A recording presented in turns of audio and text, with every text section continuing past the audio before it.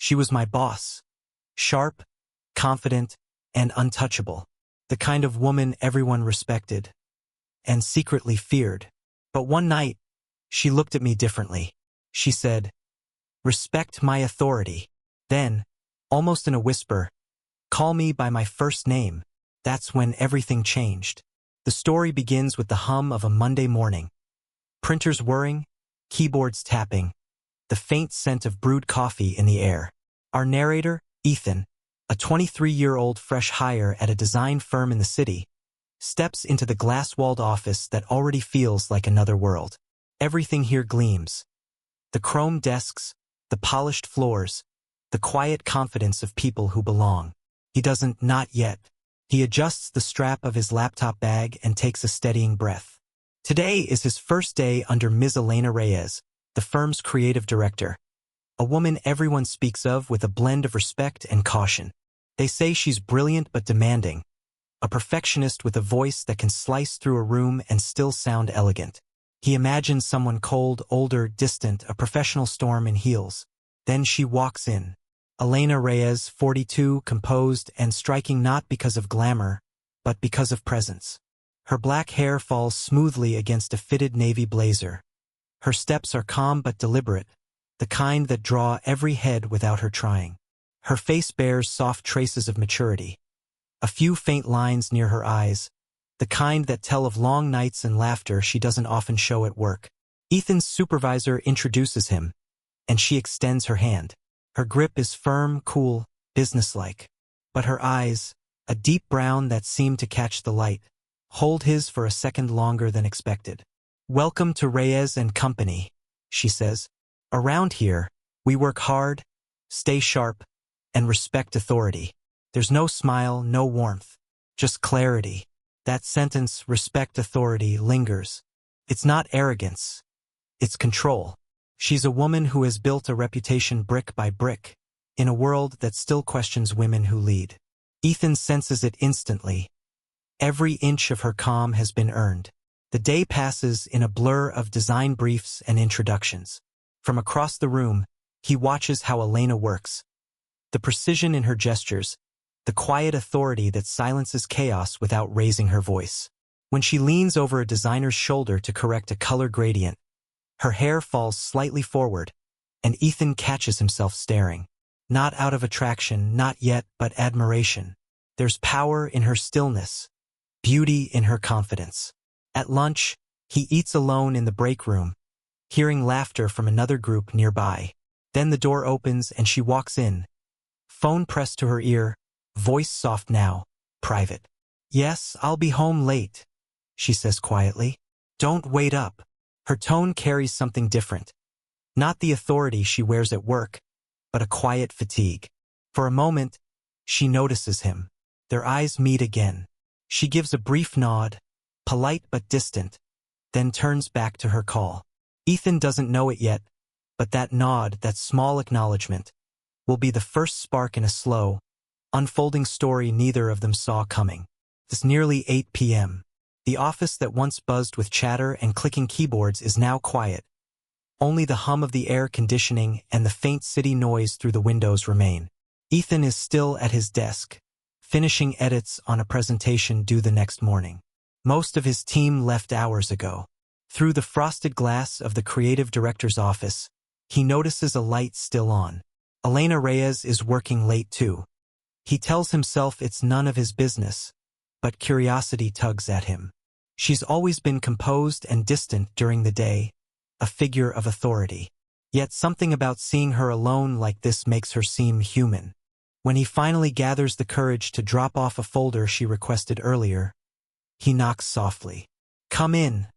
Her voice answers, low and even, yet carrying that familiar control.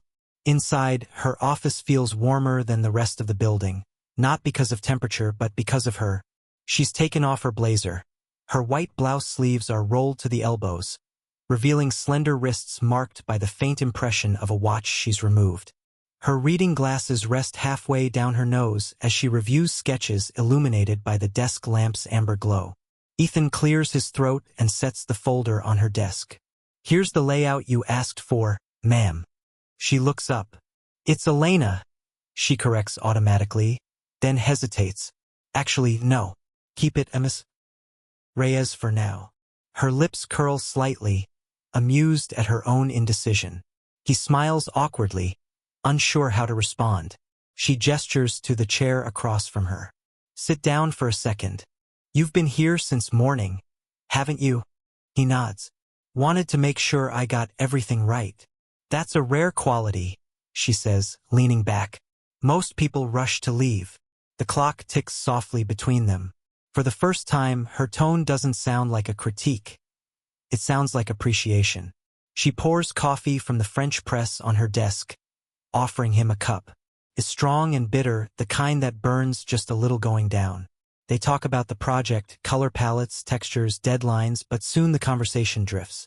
She asks where he studied, why he chose design, what he wants from this career. He answers honestly, and she listens, really listens, her eyes thoughtful. At one point, she laughs quietly, a sound he hasn't heard before. It's soft, unguarded, almost musical. You remind me of myself when I started, she says. Too eager, too restless, and convinced every mistake will ruin everything. He chuckles. Isn't that still true? She tilts her head, smiling faintly. Maybe, but eventually you learn which mistakes are worth making. The clock hits 9:30. She stands, smoothing her blouse. Go home, Ethan. You've done enough for today. He rises too, hesitating by the door. She looks up just in time to meet his eyes. Steady, tired, but kind. Good work today, she says softly. And thank you for staying late. Her words linger as he walks out into the quiet hallway. For the first time, she doesn't feel like just his boss. She feels like a person he wants to understand. The next morning, the office hums with its usual rhythm. Phones ringing, pens scratching. The smell of brewed coffee mixing with the faint perfume of professionalism. Yet for Ethan, something feels different. The night before changed how he sees her. Elena Reyes isn't just Ms. Reyes anymore, at least not in his mind. She's someone who laughs softly, someone who drinks her coffee too bitter, someone who works until her eyes show the weight of quiet exhaustion. He walks into the weekly creative meeting clutching his sketches, lines and colors that he's revised 3 times over. Elena stands at the head of the conference table, her expression composed, her tone sharp but focused as she addresses the team. The woman he met last night is gone. In her place is the leader again, her voice slicing through the chatter like calm thunder. When it's his turn to present, his throat tightens. He walks to the screen, clicking through slides as his heart beats too fast. She watches closely, arms crossed, her face unreadable. When he finishes, silence stretches. Then, with her measured tone, she begins to critique. The concept is solid, but you're leaning too much into contrast for the brand's tone, she says. You're chasing attention when you should be guiding emotion. Her feedback stings. He nods, trying to absorb it, but embarrassment creeps up his neck. Around the table, others glance at him sympathetically. Understood, Ms. Reyes, he says quietly. The meeting continues, but he catches a flicker of something in her eyes. Regret? Concern? Is gone before he can tell. Later that afternoon, his name flashes on her office chat. Come see me. He steels himself for another correction. When he enters, she's alone, standing by the window overlooking the city. The sunlight catches in her hair, softening her profile. She turns to him with a sigh. I shouldn't have said it like that earlier, she admits.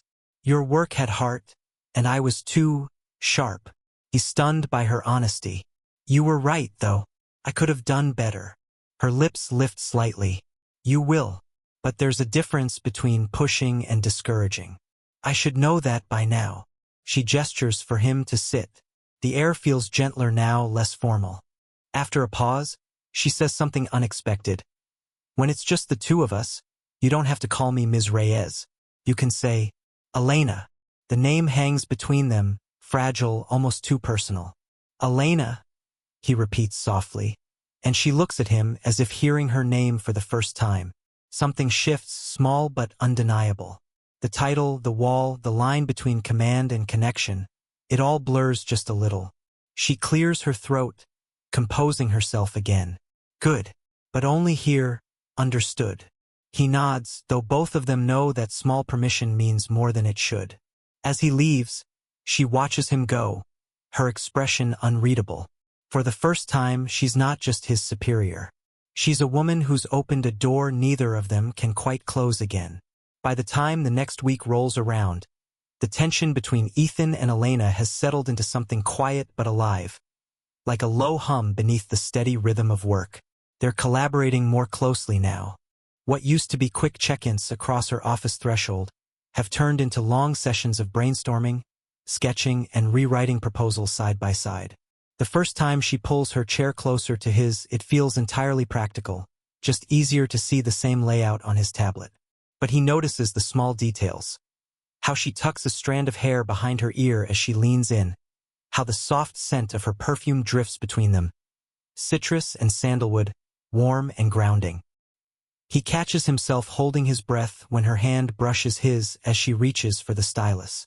Elena, he says quietly, testing the name again. She doesn't correct him this time. Instead, she glances at him briefly, something unreadable in her eyes. Yes. For a moment, the hum of the office fades. There's only her voice, steady but softened by something unspoken. Then, as if realizing the space between them, she straightens her posture and points to the screen. You need to balance the color saturation here, she says almost too quickly. He nods, trying not to smile. Their teamwork starts to draw attention. People notice how in sync they are, how Elena's tone with him is less formal, less distant. She laughs more in his presence. A small, genuine sound that surprises even her. Some colleagues exchange knowing looks, whispering things that neither of them acknowledges aloud. One afternoon, while preparing for a major client presentation, they stay late again. The golden light from the setting sun spills through the large windows, painting long shadows across the floor. The mood is lighter, easy. Music plays softly from her phone.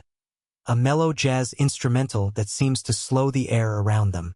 When Ethan drops a pen, she bends to pick it up at the same time he does, and their hands meet halfway. It's a small touch, accidental but charged. She freezes for a heartbeat before pulling back, tucking the pen into his hand without meeting his eyes. Careful, she says, her voice low. He wants to apologize, to say something that breaks the sudden silence, but she beats him to it. Don't read into this, she murmurs. We just work well together. I know, he replies, but his tone betrays him. It's too gentle, too certain. When he finally leaves her office, she stays seated, staring at the half-finished design glowing on the screen. Her fingers rest lightly on her lips, as though she's holding back words she'll never say. In the hall, Ethan pauses by the window. The city outside blurs with dusk light. He tells himself to focus on work, on deadlines, on professionalism. But the warmth of her voice, the closeness of her presence, they follow him home like an echo he can't shake. Something is shifting between them. Not fast, not reckless, but slowly, deliberately, in the kind of silence that feels like the beginning of something neither of them can name yet. Deadlines have a way of erasing the world outside. For days, Ethan and Elena live in the glow of computer screens and the rustle of drafts scattered across her office. The project they're working on, a high-profile campaign, has pushed them both to their limits. Late nights, takeout dinners, tired laughter. The boundaries between professional and personal have thinned until they're almost transparent. It's raining hard that night, the kind of rain that drowns out the city's usual rhythm and turns glass windows into mirrors. The office is nearly empty, the hall lights dimmed. Elena stands by the window, her blazer draped over a chair, a mug of coffee cooling on her desk. The glow from the desk lamp softens the sharpness she usually carries. She looks less like the powerful director everyone fears, and more like a woman quietly fighting exhaustion. Ethan watches her from his desk, the hum of rain against glass filling the silence between them. He can tell she's been pushing herself too hard, dark circles under her eyes, the slight tremor in her hand as she lifts the mug. Without thinking, he stands and walks over.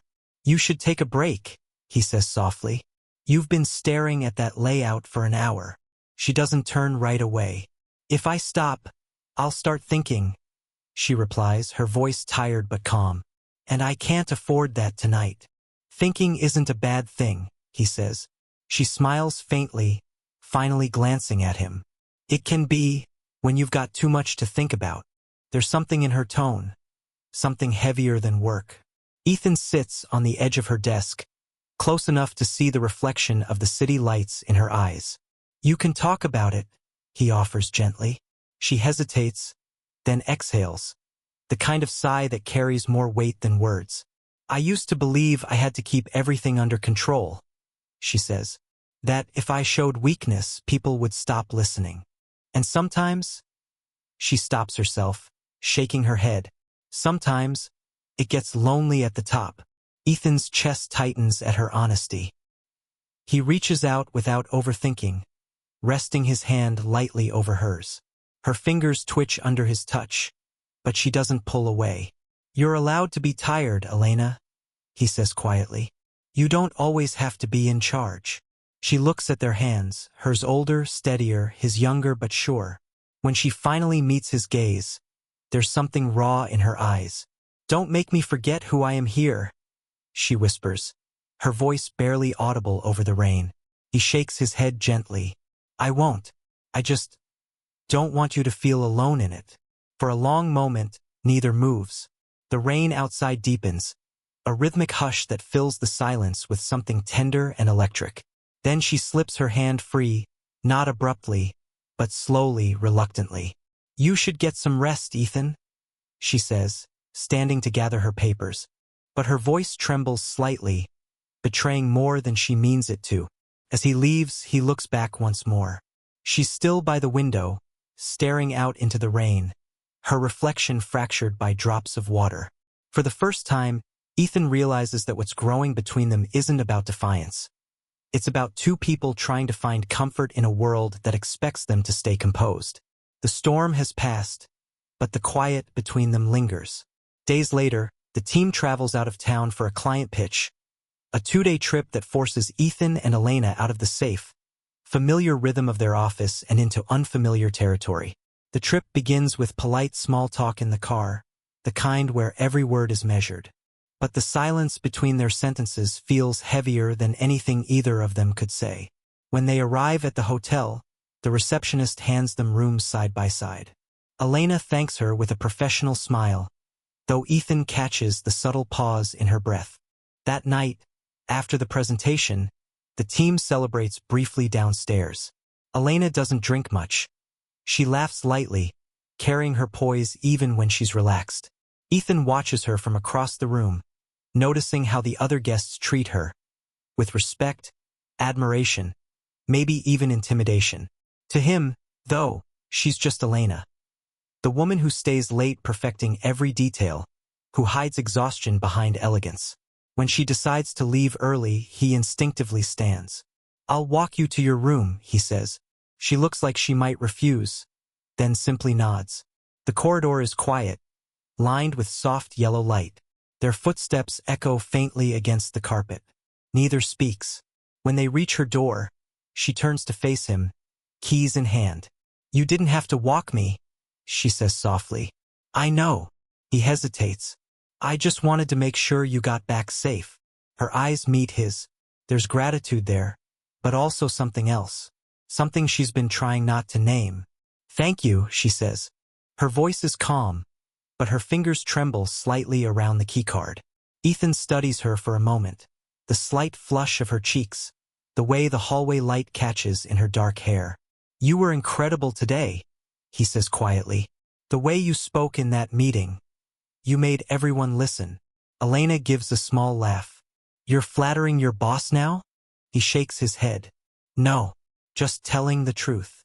The words hang in the air between them, too honest to take back. She opens her mouth to respond but doesn't. The silence stretches. He says her name then, Elena, and something in her expression softens, as if the sound of it unties a knot she's been holding inside. She looks down, smiling faintly, almost sadly. You make it hard to stay your boss, she admits. Then don't, he replies, his voice low but steady. Just be you. For a long second, neither moves. They stand close enough for him to feel her breath, the warmth of it against the cool air of the hallway. Then, with a quiet exhale, she steps back. "Good night, Ethan," she says, her tone gentle but firm. "Good night, Elena." She slips into her room, closing the door softly behind her. Ethan stands there for a moment, staring at the closed door, feeling both the ache of restraint and the quiet rush of something real. Back in her room, Elena leans against the door, eyes closed. Her heartbeat is unsteady, her control fractured. She whispers to the empty room, "What are you doing?" But she already knows. A line has been crossed, not with touch, but with truth, and it can never fully be uncrossed again. The trip ends, but something intangible follows them home. A quiet shift that neither can ignore. The drive back to the city is filled with easy conversation. Talk about music, childhood dreams, favorite cafes. Every word feels like neutral ground, yet beneath each sentence lies the unspoken memory of that hallway moment. Her voice, his name, and the line they almost crossed. When they return to the office, reality closes in quickly. Meetings, clients, emails. Elena slips effortlessly back into her role as creative director. Composed, assertive, every word deliberate. Yet Ethan notices the small differences. The way her eyes soften when she looks his way, the way her tone lightens slightly when she says his name in front of others. Days pass. The project they worked on together is a success, and the firm celebrates. But for them, the victory feels heavier, not because of what happened, but because of what didn't. There's relief, pride, and something bittersweet in the air. That evening, after the celebration, the office is empty again. The lights are dim, the sky outside painted in fading gold. Elena stands by the window, her reflection faintly mirrored in the glass. Ethan enters quietly, unsure whether to speak or leave her with her thoughts. "You did well today," she says without turning. "Everyone noticed your work." He smiles faintly. "Couldn't have done it without your guidance." She turns then, crossing her arms gently, her gaze warm but measured. "You've grown a lot since you started here, Ethan." He steps closer, hands tucked into his pockets. "You've changed too." That makes her laugh, soft, disbelieving. "Changed? How?" "You let people in a little more now," he says, his tone careful but sincere. "You let me in." For a heartbeat, silence fills the room. Then she nods slowly, almost to herself. "Maybe I did." There's no tension now, just calm honesty between them. He takes a breath, the words forming before he can stop them. "I don't want to lose this, whatever this is." She studies him for a long moment. "You won't," she says gently. "But we have to keep it here." She gestures to the space between them. The office, the unspoken boundary, the shared respect that still holds them steady. "I can't be your mentor and your mistake." Her words aren't sharp. They're sad, but resolute. And he understands. He nods. "Then let's not be mistakes. Let's just be two people who changed each other." Her eyes shine briefly, catching the last light of the setting sun. "That's exactly what we are." They stand together, looking out at the skyline. The city glows with early evening color, orange fading into blue, windows flickering to life one by one. She exhales, her voice softer now. "You once said you'd respect me no matter what," she murmurs. "I meant it," he replies. She smiles, the kind of smile that feels like closure, not loss. "Then keep doing that," she says. "Respect me, but don't forget to respect yourself too." He nods, and she turns back to her desk, her silhouette framed by the golden light. There's peace in the air, quiet, steady, and real. As he leaves the office, Ethan glances back one last time. Elena's head is bowed over her work, the faintest smile on her face. They haven't broken the rules, they've simply rewritten what respect means. And in that fragile balance between longing and restraint, they've both finally found something honest. If you felt the tension, the honesty, and the quiet warmth between them, don't just click away. Thought balloon stories like this remind us that sometimes respect can be just as powerful as love itself. Speech balloon, tell me in the comments. Have you ever met someone who changed how you saw boundaries? Or made you feel something you couldn't quite name? If this story moved you, like the video, subscribe for more slow burn age gap romances, and turn on the notification bell, because next time, the line between respect and desire might blur in a way you'll never forget.